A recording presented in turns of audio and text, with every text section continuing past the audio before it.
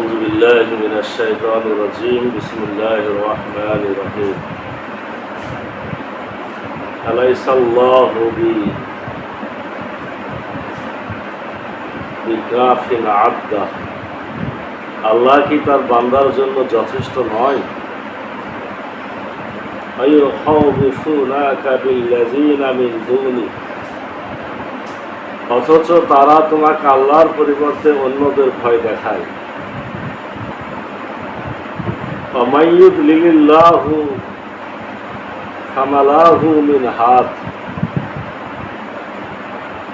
আর আল্লাহ যাকে পথভ্রষ্ট করেন তার জন্য কোনো পথ প্রদর্শক নেই। ওয়ামাইয়াহদিল্লাহু ফামালাহু মিন মুদিল্ল, আর যাকে আল্লাহ হেদায়েত দান করেন তার জন্য কোনো পথভ্রষ্টকারী নেই। আলাইসাল্লাহু বিআজিজি জিনতিকাম, আল্লাহ কি মহাপ্রতাপশালী উচিত শাস্তিদাতা নন? ওয়ালাইন সাআলতাহুম মান খালাকাস সামাওয়াতি ওয়াল আরদা লা ইয়াকুলুনাল্লাহ, আর তুমি যদি তাদের জিজ্ঞাসা করো আকাশমণ্ডলীয় পৃথিবী কে সৃষ্টি করেছেন, তারা অবশ্যই বলবে আল্লাহ। কুল আফারায়তুম মা তাদউনা মিন দুনিল্লাহি ইন আরাদানিল্লাহু বিদুররি হাল হুন্না কাসিফাতু দুররিহি আও আরাদানি বিরহমাতিন হাল হুন্না মুমসিকাতু রাহমাতি। বলো, তোমরা ভেবে দেখেছো কি আল্লাহ আমার ক্ষতি চাইলে তোমরা আল্লাহর পরিবর্তে যাদের ডাকো তারা কি সেই ক্ষতি দূর করতে পারবে? অথবা তিনি আমার প্রতি অনুগ্রহ করতে চাইলে তারা কি সে অনুগ্রহ রোধ করতে পারবে? কুল হাসবিয়াল্লাহ, বলো আমার জন্য আল্লাহ যথেষ্ট। আলাইহি ইয়াতাওয়াক্কালুল মুতাওয়াক্কিলুন, নির্ভরকারীগণ আল্লাহর উপর নির্ভর করে। কুল ইয়া কওমি মালু আলা মাকানাতিকুম ইন্নী আমিল, বলো হে আমার সম্প্রদায়, তোমরা নিজ নিজ অবস্থান অনুসারে কাজ করতে থাকো, নিশ্চয় আমিও আমার কাজ করছি।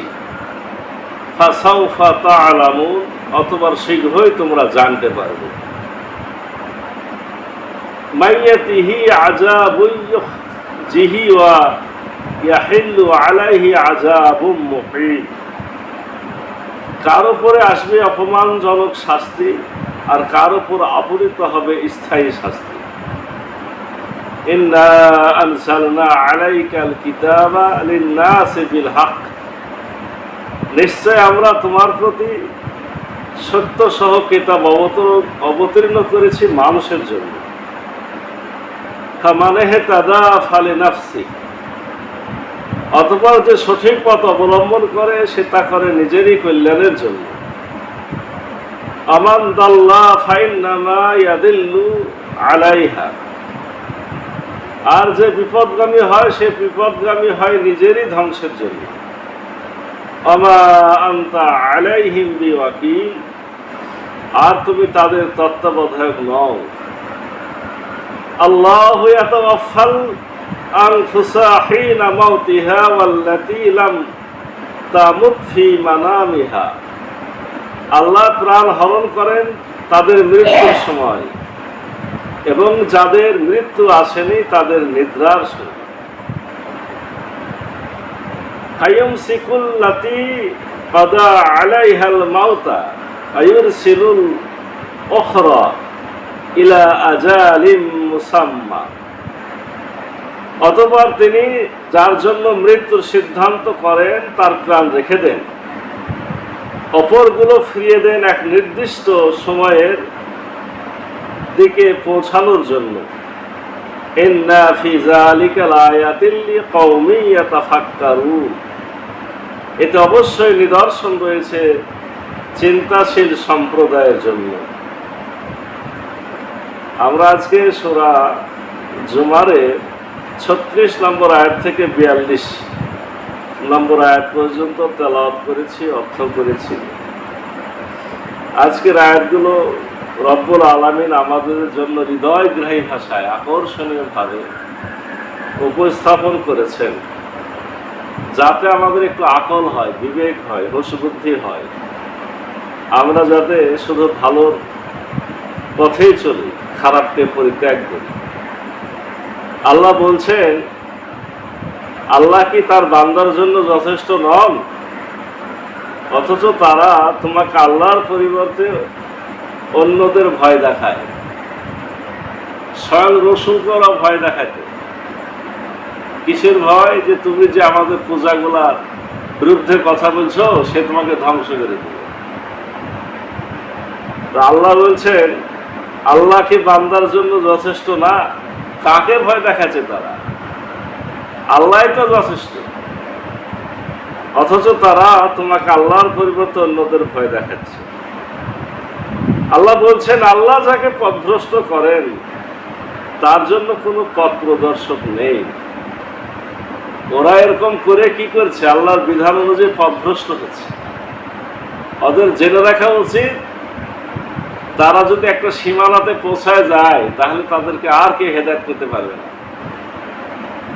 আর আল্লাহ যাকে হেদায়েত করবেন তার জন্য কোনো পথভ্রষ্টকারী নেই। আর আল্লাহর পথে যারা চলে আসবে তাদেরকে ভয় দেখিয়ে খারাপ করবে, এরকম শক্তিও কারই নেই যারা হেদায়েত প্রাপ্ত হয়ে গেছে।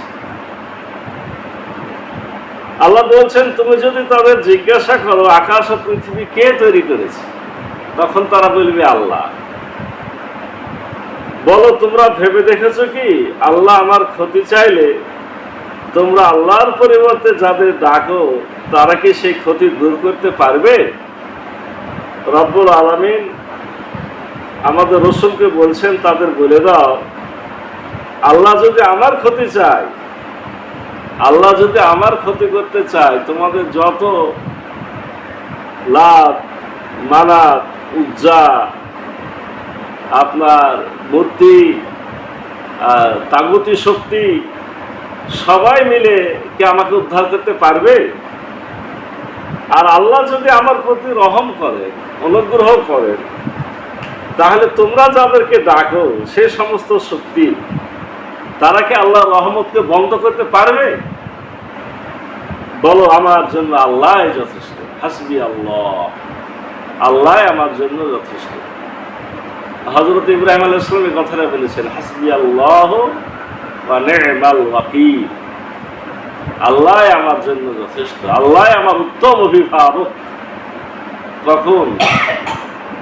তাকে সাহায্যের জন্য ফেরেশতারা এসে হাজির। আপনি বলেন আমরা আগুন নিভাই দিচ্ছি, আপনি বলেন আমরা তাদেরকে ধ্বংস করে দিচ্ছি। উনি একটা জবাব দিলেন, হাসবি আল্লাহ ওয়া নি'মাল ওয়াকিল। মানে তোমরা কেন? যে আল্লাহর কাজ করছি, যে আল্লাহর কাজের জন্য আমার এই বিপদ, সে আল্লাহ তো সবকিছু দেখেন। আমার প্রয়োজন আল্লাহর কাছে, আমার প্রয়োজন কারোর কাছে না। এই কথা যেমনি বলা হলো, তখন আল্লাহ নিজেই ঘোষণা দিলেন, কুল্লা ইয়া নারু কুনি বারদান ওয়া সালামান আলাইকুম। হে আগুন, তুমি আমার ইব্রাহিমের জন্য শীতল ও আনন্দ শান্তিদায়ক হয়ে যাও। তাহলে আল্লাহ এই কথাটা বলার পরে বলছেন যে তুমি এটাই বলে দাও, আল্লাহ আমার জন্য যথেষ্ট, আর যারা ভরসাকারী তারা আল্লাহরই উপরে ভরসা। বলো, হে আমার সম্প্রদায়, তোমরা নিজ নিজ অবস্থান অনুসারে কাজ করতে থাকো, নিশ্চয় আমিও আমার কাজ করছি। আল্লাহ রসুলকে আল্লাহ বলতে বলছেন কাফেরদেরকে যে তোমরা যদি আমার কথা নাই শোনো, যার যা ইচ্ছা তোমরা করতে থাকো, তোমরা তোমাদের লাত, মানাত, উজ্জা, দেবতার পূজা করতে থাকো, আমি আমার কাজ করি। এরপরে শীঘ্রই এর ফলাফল তোমরাও জানবে, আমরাও জানবো। কার উপরে আসবে অপমানকর শাস্তি, আর কার উপরে হবে স্থায়ী শাস্তি। এর পরিণাম হিসাবে ভাগ হবে, হয় লাঞ্ছনাদায়ক শাস্তি, না হলে অপমানকর শাস্তি। কি ঘুরিয়াতে একই কথা, কার উপরে লাঞ্ছিত শাস্তি, কার উপর স্থায়ী শাস্তি। এটাই তোমাদের উপরে ফয়সালা হবে। নিশ্চয় আমরা তোমার প্রতি সত্য সহ কিতাব অবতীর্ণ করেছি মানুষের জন্য। আল্লাহ নিজেই ঘোষণা দিচ্ছেন যে আমি কিতাব নাজিল করেছি সত্য কিতাব, এর মধ্যে কোনো ভুল নাই, ভ্রান্তি নাই, এর মধ্যে কোনো সন্দেহ নাই, এর মধ্যে কোনো পুরাতন নতুন বলে কিছু নাই, সবই আধুনিক।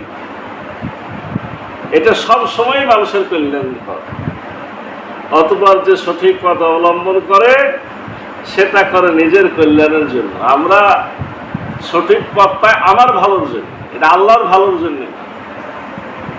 আর যে বিপদগামী হয় সে বিপদগামী হয় নিজের ধ্বংসের জন্য। আর তুমি তাদের তত্ত্বাবধায়ক নও হে রাসূল, তোমার দায়িত্ব ওদের উপরে নাই। ভালো করবে সে ভালোভাবে, খারাপ করবে সে খারাপ। সর্বশেষ যে আয়াত পড়েছি খুবই গুরুত্বপূর্ণ, একটু মনোযোগের সাথে শুনি। আসলে সব সময়তে শব্দের অর্থ করলে বোঝা যায় না। আল্লাহ বলছেন আল্লাহ মানে আল্লাহ, ইয়াতাওয়াফাল আনফুস, মানুষের নফসকে হরণ করেন, হিনা মাউতিহা, মৃত্যুর সময়, আল্লাতী লাম তামুত ফি মানামিহা, এবং যাদের মৃত্যু আসেনি তাদের নিদ্রার সময়। এর ব্যাখ্যা দেওয়া হয়েছে যে চিকিৎসা বিজ্ঞান অনুযায়ী মৃত্যু হলো ফিজিওলজিক্যাল ডেথ, ফিজিওলজিক্যাল ডেথ। মৃত্যুটা এক ধরনের শারীরিক মৃত্যু। অতঃপর আল্লাহ যার জন্য মৃত্যুর সিদ্ধান্ত করেন তার প্রাণ রেখে দেন এবং অপরগুলো ফিরিয়ে দেন এক নির্দিষ্ট সময়ের জন্য। অর্থাৎ বয়োবৃদ্ধির নিয়ম অনুযায়ী নির্দিষ্ট হওয়া মৃত্যুর সময়ের জন্য বা সেদিকে পৌঁছানোর জন্য। এতে অবশ্যই নিদর্শন রয়েছে চিন্তাশীল সম্প্রদায়ের জন্য। আল্লাহর তৈরি প্রাকৃতিক আইন অনুযায়ী মৃত্যুর সময় প্রাণ চলে যায় এবং যাদের মৃত্যু আসেনি তাদের নিদ্রার সময়। অতঃপর আল্লাহর তৈরি প্রাকৃতিক আইন অনুযায়ী যার মৃত্যু ঘটে তার প্রাণ ফেরত আসে না এবং অপরগুলো ফিরে আসে বয়োবৃদ্ধির নিয়ম অনুযায়ী মৃত্যুর নির্দিষ্ট হওয়ার সময়ের দিকে পৌঁছানোর জন্য। এতে অবশ্যই নিদর্শন রয়েছে চিন্তাশীল সম্প্রদায়ের জন্য। এই জায়গাটা একটু বুঝতে হবে। বলা হচ্ছে যে মৃত্যুর সময় প্রাণ চলে যায়, যাদের মৃত্যু আসেনি তাদের নিদ্রার সময়। তাহলে নিদ্রার সময় তো বলছে প্রাণ চলে যায়, অথবা আল্লাহর নিয়ম অনুযায়ী যার মৃত্যু ঘটে তার প্রাণ আসে না, আর যার অপরগুলো ফিরে আসে। এখানে কি ফেরত আসে আর কি চলে যায় আর কি থাকে আর কি থাকে না, এই কথাগুলো শুধু এই শাব্দিক অর্থে বোঝা যায় না। তাফসীরে বিষয়টাকে ক্লিয়ার করা হয়েছে যে আমরা যে আত্মা বলি,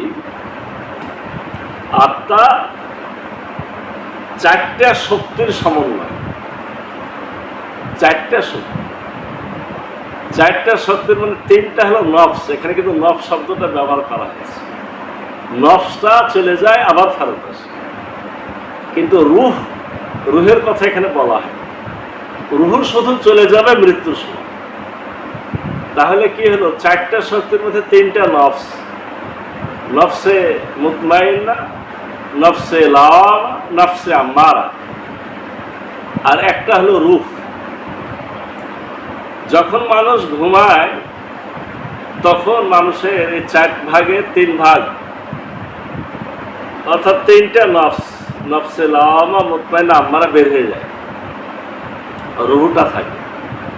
রুহ যদি না থাকতো তাহলে নিঃশ্বাসও বন্ধ হয়ে যেত। তো এই তিন ভাগই চলে যায়। রব্বুল আলামিন আবার যার জন্য ইচ্ছা করেন এই তিনটাকে ফেরত দেন। এই জন্য আমরা ঘুম ভেঙে বলি যে আলহামদুলিল্লাহিল্লাযী আহইয়ানা বা'দা মা আমাতানা। আল্লাহ তোমার প্রশংসা যে সেই আল্লাহ যিনি আমাকে মৃত্যুর পরে আবার জীবন দিলেন, মৃত্যুর পরে আবার জীবন দিলেন। তার মানে যেমন ধরেন মানুষকে বলছি মাটির তৈরি, কিন্তু মানুষের ভিতরে কি আছে?